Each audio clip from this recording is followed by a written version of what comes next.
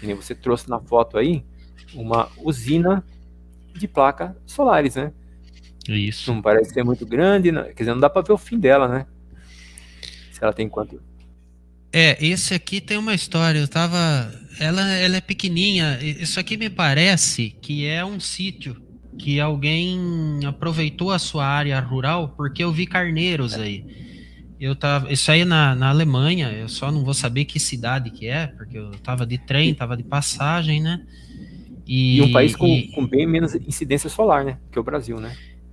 então, eu poderia dizer assim com toda tranquilidade que pelo menos 30% das casas tem em alguma quantidade painel fotovoltaico.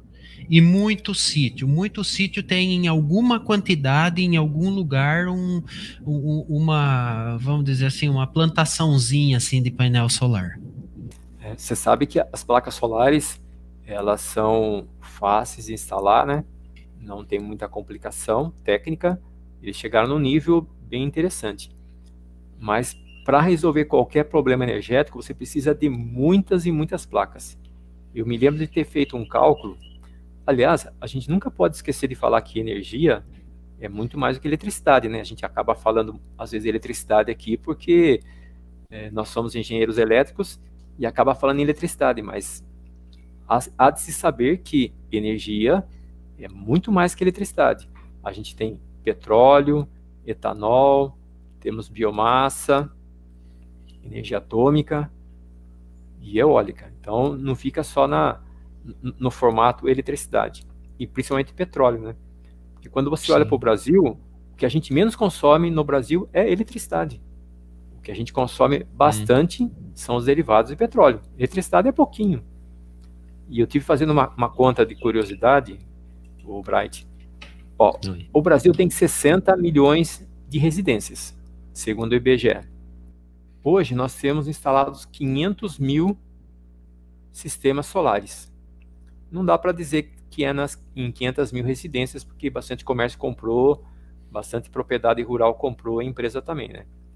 Sim. Mas eu fiz um cálculo no seguinte: se a gente pegasse e instalasse nas 60 milhões de casas placas solares, ou seja, se todas as casas do Brasil, todas as moradias tiverem placa solar, a gente vai aliviar a nossa matriz energética em apenas 2%. Muito pouco, né? É pouco.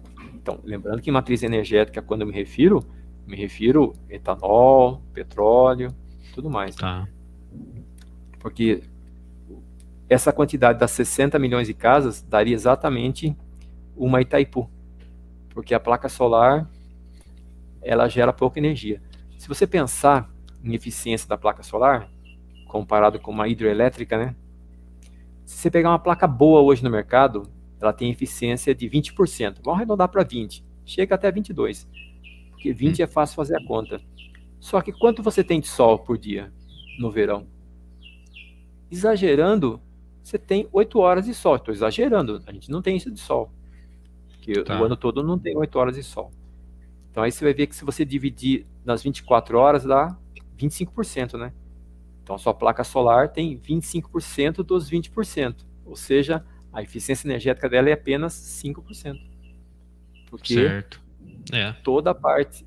Ela começa a funcionar às 8 horas da manhã, quando é 5 horas da tarde, ela já saiu de cena.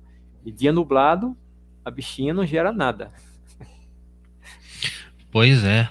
Eu lembro uma época que eu trabalhei numa empresa de automação e era o calcanhar de Aquiles mesmo a geração, a capacidade para manter, porque tinha alguns projetos que era totalmente autônomos, então tinha que funcionar a bateria.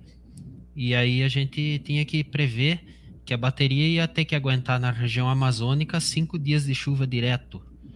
Então era aquela Que pode bateria acontecer. monstruosamente grande, era um equipamento caríssimo e que no máximo, e a bateria no máximo, assim, mas chorando no máximo a cada 4 anos tem que trocar todo o sistema de baterias porque se esgotou. O chumbo ácido lá não é eterno, né? E Não. nem o que a gente tem hoje aí de íons de lítio também não é eterno.